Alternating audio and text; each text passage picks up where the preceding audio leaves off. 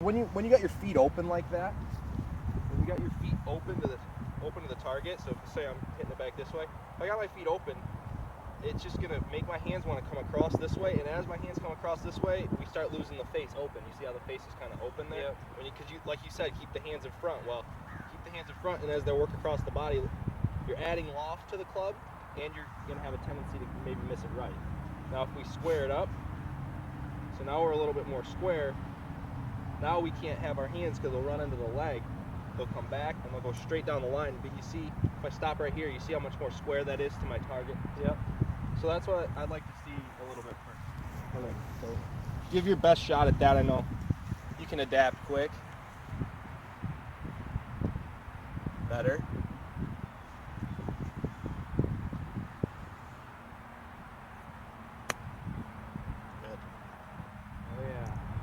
See how that one went straight over there to the left? Now it's just a little bit of an alignment thing. So you're aimed that way. Now aim a little bit more to the right. Give it, there you go.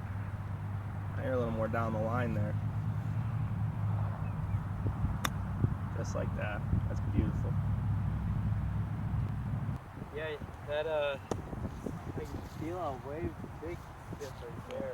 And the other thing that it's going to help you do too is when you're hitting the ball square on the back of it, when you're able to come into the ball right into the back of the ball instead of here, and you're kind of giving the glancing blow across, you're going to get a little bit more spin on the ball. So if you're able to get the club face square on the back of that ball, you notice those last couple, the first bounce, it checks a little bit more, right?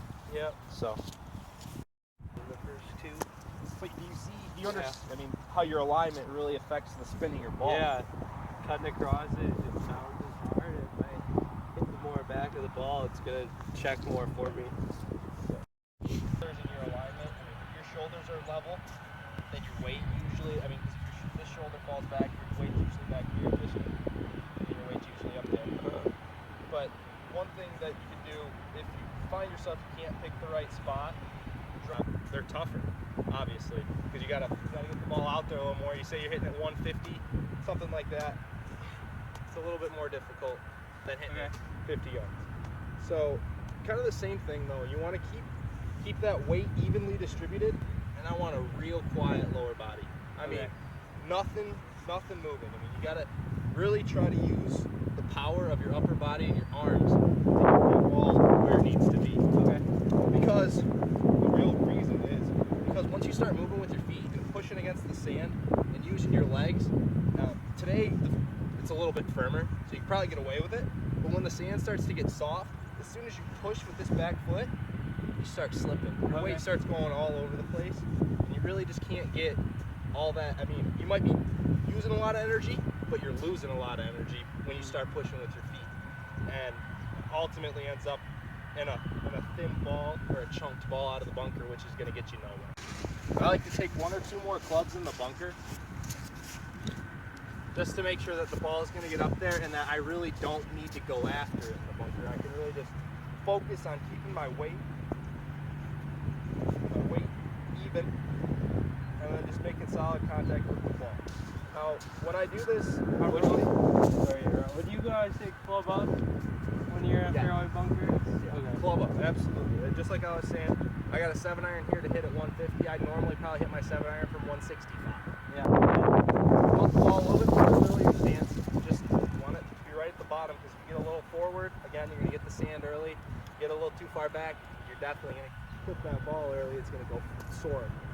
So right in the middle of the stance to right here, 1 foot before, 1 foot after, and if we can get your alignment square and your club coming into that spot square and delivering it to the back of the ball square, we might hit the ball straight. We might hit the ball straight. I like it. Cool, Eric. Well, that was a nice one. Well, it sounds like you've already gotten one step ahead of me a little bit with taking it and applying it to the full swing, which I love. That's great. That's great that you took the initiative to, I mean, you're hitting golf balls often, so I would have kind of, I mean, maybe not assumed that you do that, but I just wanted to get that's sweet. a step in front so I didn't look like too much of a retard when we... Well, cool. Well, Eric, today what we'll do is we'll put into use on the range a little bit. I just want to see you swing a little bit and then hit the course. Maybe play 5 holes. We might not get a full 9 in, but I just want to see how you play out there, what kind of your thought process is, and then from from there, we'll really get into it. We'll really start cutting some strokes off this score. I mean, it looks like you got some of this stuff down that we've been working on from before. Let's see that long one real quick. Yeah, go out there. That long one.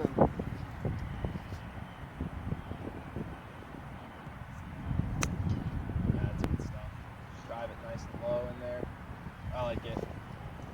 I'm really impressed with your progress in your alignment. I mean, your shoulders look good, nice and level.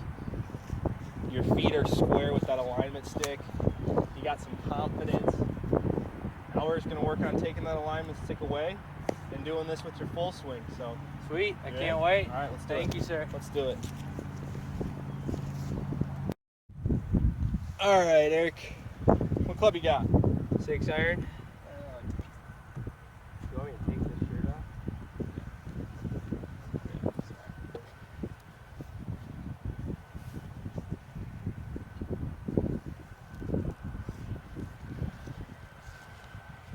What club you got, Eric? 6 iron. All right. It's a good club. You can hit a 6 iron, you can hit anything, right? Yeah, I guess. All right, maybe not. Any iron, maybe. And what are we aiming at here? I'll line the camera up with it, just so we can kind of get a down the line view. You're gonna go white flag over there. It looks like. Yeah, you tried the white flag. White or green.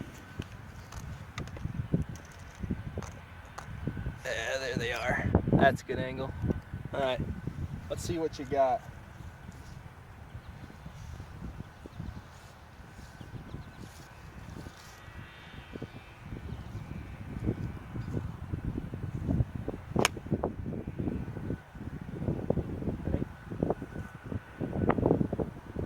That doesn't happen.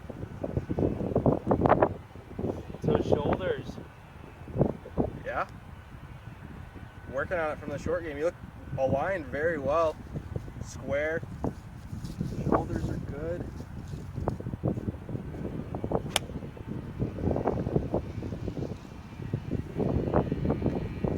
Now, is that that's a pretty straight ball, but natural ball flight's going to be a little left to right.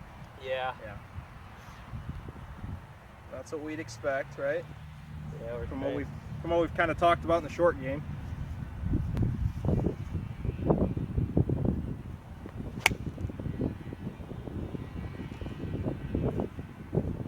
Now how about those three? Those three feel pretty solid to you? The last one was the best. Last one was the best? Yeah, the other two were a little bit thin. Okay. All right, so if we take a second, again, we're going to look at feedback. I can only be here for so long, you know, I can help you out. And we're going to look at it, but one thing that I like to look at is divot pattern. So if we look at the divot pattern of, you got 3 distinct divots here. I think this was the first, second, and third. Something like that. It went 1, 2, 3 out right across. So you can see, look where the divot is aimed compared to your target. Where would you say your divots are aimed compared to that target there? I'd say the first two are left of the target, and the last one is right at it. And I said the last one was the best one. Yeah. And why do you think the last? I mean, right. So you've got the direction of it. You get the direction of your divot, and then how deep your divot is. So all 3 of those divots would probably say relatively the same. Maybe the first one's a little shallow. The angle of approach wasn't as steep. Angle of approach, the first 2 you hit, I guess, are a little more shallow, and that third one's obviously the deepest. Yeah. What would you say about the third golf ball? I mean, in terms of trajectory, did it go the highest? It went the highest, right? So when we get that angle of approach, we really want to be coming down into the ball to get it to go up in the air. It's going to stop better for you on the greens instead of bouncing through. I don't know if do you have that problem ever, or What? the ball stopping on the greens. Or, Yeah. The ball, yeah. It bites. yeah, it should bite when you're coming across it like that. But we can get it to bite even more by going straight down the line like we worked with. No, in the I was surprised by it.